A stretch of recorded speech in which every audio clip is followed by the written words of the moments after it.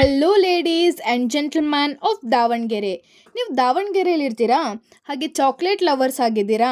ಹಾಗಿದ್ರೆ choco junction is the best place for you. ನಾನು ಕೂಡ ಚಾಕ್ಲೇಟ್ ಲವರ್.